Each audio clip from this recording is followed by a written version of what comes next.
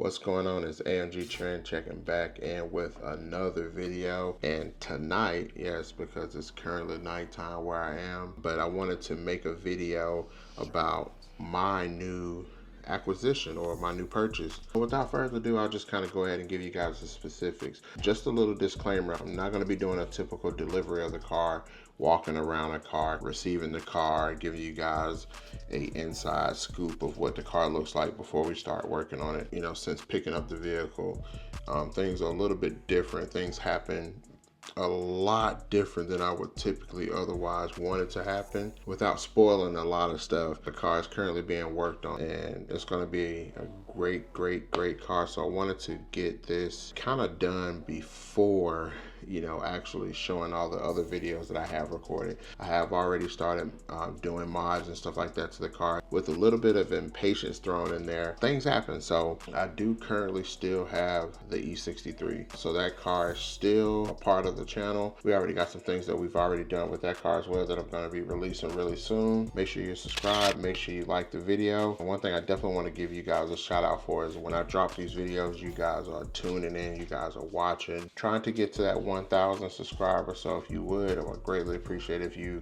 subscribe to the channel. Make sure you hit that notification bell so you can be notified when we drop more content. A couple things. I ended up seeing this car in, let's say, early January. I'm always looking on the internet looking for cars, looking for that next great deal. It's no surprise I'm always looking at Mercedes, so 80s, 90s, early 2000s Mercedes. I'm always looking at those cars. So I had kind of started contemplating if I was going to sell the E63. I know, right? It's a great car, low miles, all that good stuff. It's a good car, and I've been getting crazy offers. I didn't want to make the same mistake that I made with the last two AMGs I had. The cars were so well maintained. The cars had very low mileage on them. I didn't want to make the mistake of doing too much to them, right? If you know anything about these cars, C63s, E63s, you know, the older they get, the more people modify them. For people like me, I tend to look for cars. I don't want any modifications on cars. I don't want the wheels. I don't want the exhaust systems. I don't want your car. I don't want to get your car that's tuned. I don't want any of that, right? Like, I want a really clean example of a car, maybe 1-2 owners tops when I'm looking for these cars. So I'm very meticulous about things like that, especially with cars. We're literally living in the final days of, you know, having V8 cars and driving cars and stuff like that. So you know, I think these cars are going to start to kind of level out at some point, and then you'll see an uptick in certain models of cars. So like I said, when I was looking, you know, I wanted to look for something that I could actually put my stamp on, right? And what I mean was not necessarily find a car that's already been modified, but find something that was really clean example, something that didn't cost a whole bunch of money, something that was practical, something that I actually wanted. It had to have so many different things in place. So I've always wanted a wagon. I think station wagons are the coolest cars ever. So naturally, I just started looking for wagons, and a lot of you are probably saying, oh man, E55 wagon, E63 wagon. And in a perfect world, man, I would love to have an E55 wagon. Oh, what would I give to have an E55 wagon or E63 wagon? Whether it's a W211 E63, W212 E63, and, you know, top of the list, W213 E63. I would love to have one of those cars. But even on a E55, I mean, for a decent example, I mean, not anything that's just world class clean, you're gonna be spending, you know, $25,000 and up, right, for a car. And in most cases, you're going to be paying cash for that car, because you know, a dealership won't finance, you know, a car like that that's so old, right? You're going to have a hard time finding a dealership that's going to finance the car. Naturally, that was just kind of out of the question. I didn't want to be spending that type of money cash on a car. It is on my bucket list to have an E55 wagon at some point, but that just wasn't what I was going to pull out. I always wanted a wagon, and I wanted to stay in the Mercedes family. So naturally, it was either a W210 wagon, a W211 wagon. I looked at some W212 wagons, but W212 was a little bit too new for what I wanted to do.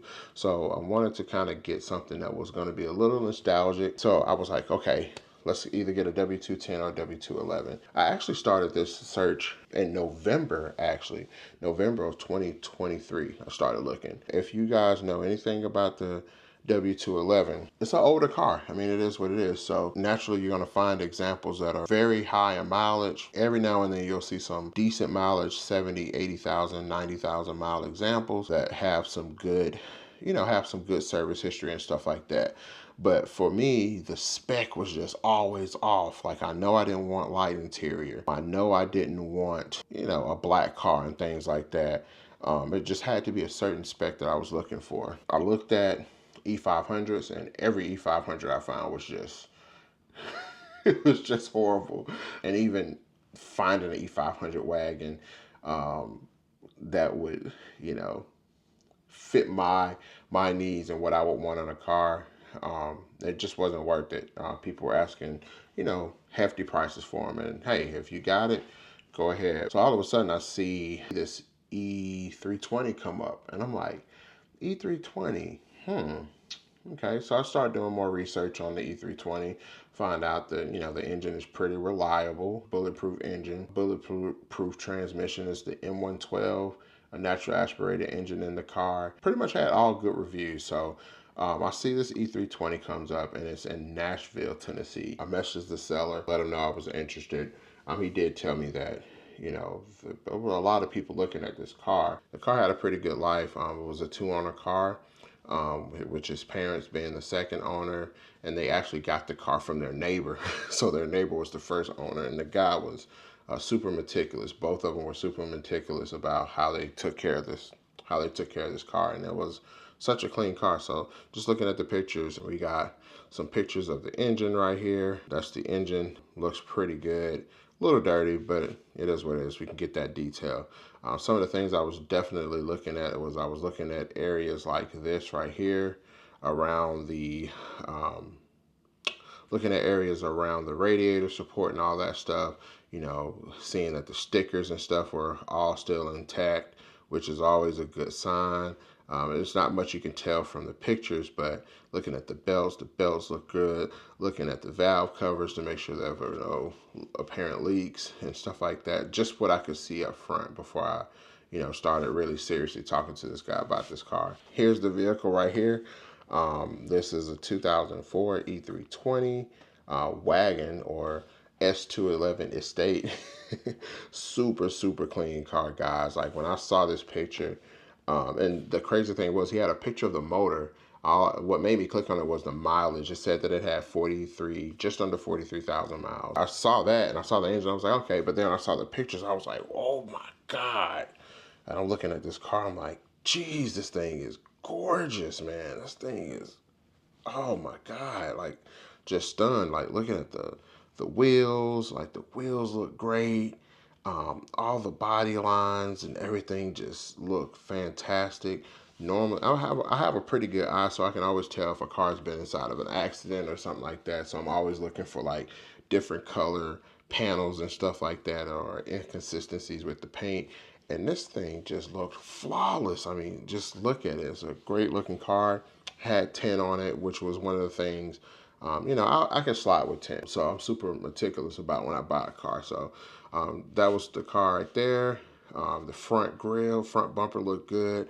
I always look and see if it's got holes in the bumper. Those are things like I don't like. So one time I had a bumper repainted because it had holes in the front bumper for license plates and stuff like that. So I was looking at that, looking at the headlights. The headlights were just really, really clear. Could possibly use a buff or whatever, but you really couldn't tell. These grills are normally known for bubbling up on the grill and stuff like that. The grill looked fantastic. No scrapes on the front bumper, which is always a good sign. No cracks, visible cracks in the windshield. So I'm just kind of giving you an overview of what I look for when I look at these cars. This is the other side of the car. You could tell it was really, really well maintained. I mean, look at these tires. Like, the tires were fantastic on the car. The body lines were just, again, fantastic. So you could tell this car was very well kept. Looking at this back here, you can see the lenses are clear. We got no cracks in the lenses. We also got, just I mean, again, just look at it. Typically, you have fading around these top parts right here of the roof racks. We don't have any fading on the roof racks. Like, this car was a very well maintained car. One of the things that I did, he mentioned it to me, but you can see right here, there are some little scratches right here on the bumper. And basically, he told me his mom was driving and backing out and scraped the bumper. It was one of those things where if you don't really say anything, you don't know it, but I know it's there. So that's one of the things we're definitely going to get fixed on the car. There's a couple other spots that need attention, and I'll talk about those in a second. There's the mileage right there. So 42,900. It was 42,980 when I got the car. The interior, the seats looked absolutely immaculate. One of the things that we definitely have to take care of in the car is this area right here. Towards the bottom right, the fabric is just due to the age, right? The fabric is starting to come out. And then also the pockets of the doors. There's some little fabric right there that needs to be addressed. So not the end of the world. Super light cosmetic things. All original infotainment, which is also a really, really good thing. I don't like buying cars with aftermarket stereos, and you just never know what you're going to get, right? When you get somebody's car, you never know what you're going to get. Oh my God, just sounded like Forrest Gump. But you never know what you're going to get when you get a car that's got an aftermarket stereo. Maybe somebody didn't install it right, or something weird or something like that. And I just didn't want to deal with that. So it's always good that it has a factory radio. So it does have that. I'm looking at the carpets. The carpets look immaculate. The rugs look great. There's no indentions or anything like that in the rugs. The wood looks absolutely amazing in here. Again, guys, this is a great example of a car. I feel like this is a good way to do a video, especially if you got good pictures now that I'm doing this. But as you can see, those back seats, I mean, they couldn't have had kids or pets or anything like that. Like, these seats probably have never been sat in. Like, look at the back carpet. Like, it's amazing. Like, the car is an absolute, like, just clean car. That back area, which is very utilitarian. I long for the days of just putting a whole bunch of groceries back here and just, hitting the road and going home and stuff like that. So the back of the car looks absolutely amazing. Things like this net right here is still up and not sagging. Everything just looks like flawless. There's a little scratches on here, but not anything just normal wear and tear for a car with 42,000 miles and a 20-year-old car. Keep in mind, this car is 22 or 20 years old, which is fantastic. This was another one of the issues as well. The seat belt. The seatbelt wouldn't retract back, so that does have to be replaced, which won't be a huge deal. We'll get that taken care of as well. It won't be like an immediate thing because nobody's going to be sitting back here, honestly. I tried to put my daughter back here on the other side, and she was just like, nope, Dad, I don't really care to be in the backpack. So, and the other thing that was wrong with it as well was the headliner. As you can see here towards the top near the rear view mirror, you can see some, so you can see the headliner is sagging in the back, and that headliner does have to be replaced. And that is one of the things that we're getting done on this car. We are getting the headliner replaced. And I got like a test material of what we're going to be doing. As you guys can see here, it's like a ultra suede or suede that's going to be going on there. And we're going to go with this light color because the interior is a light up top, and all of the plastics like the mirrors and like the dome lights and everything that's plastic, the seat belt clips and all of that stuff is light. And I didn't want to have to source a black pieces. That would be putting unnecessary money in the car. And I think the gray would look like really good, but this is what I got from the upholstery company that's going to do the headliner. And one of my favorite things about this whole thing is the fact that you have these seats, and these seats are in the back. This is just so awesome that, that this car has these seats in the back. Hopefully one of my kids will grow up and want to sit back there and just kind of look at traffic and all of that stuff. But I think this is like the coolest part of the wagon to me, in my honest opinion. Seeing those seats back there. And of course, you got your cup holders and stuff, but everything looks flawless. And of course, this has never been sat in, it's never been used. So, we're going to try to utilize it. Maybe we'll do a video with me trying to fit inside of it and see what happens. I think the passenger side never been sat in prior to me. Like I said, very, very rarely been sat in. So, but yeah, again, just some more pictures, and shout out to this seller. He took some fantastic pictures of this car. He did a really good job with presenting the car, telling me all about it and everything. So this is the car. It's the E320. In the next couple of videos, you're going to hear me talking about things that I plan on doing with the car. I'll just go ahead and spill the beans, guys. Of course, like, I wanted to modify this car, right? And even I even had guilt thinking about modifying this car because it's such a clean car, guys. I've had so much guilt thinking about just doing different things to it, because I'm like, man, this car is just a perfect car. Like, why are you gonna do anything to it? But I think the way that I want to do it is everything that I do, I want it to have an OEM plus look. And a lot of people say that's boring. A lot of people really don't like it. They're like, well, why are you doing OEM plus? Like, it's boring, right?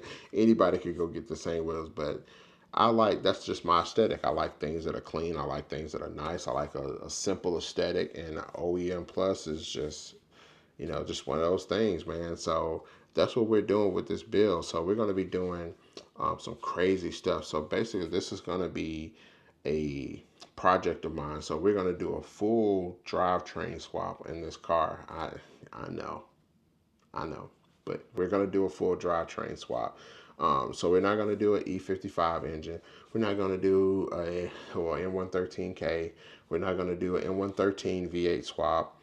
We're not going to do a 6.2 swap from the N156. We're not going to stick an N157 in it. I'm actually going to be putting a N112K engine in it. And I know y'all are like, what? Listen, hear me out. I want to do something different.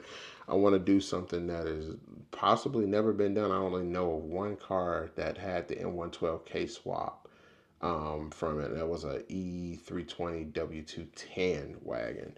Or it might have not even been a wagon, but I want to do the N112K swap in it. The V6 compressor, if you don't know what that is, it's the car. That's the engine that came in the SLK 32 and the C32 AMG, and it also came in the Chrysler Crossfire. So I definitely want to do an N112K swap in it. I'm not trying to go for just outrageous horsepower numbers, guys. I got a 560 horsepower car that I can turn up to 700-800 horsepower if I wanted to go that route. I don't really care to have a car with, another car with that amount of horsepower. This is going to be a super simple and clean build. I'm thinking maybe we could get 440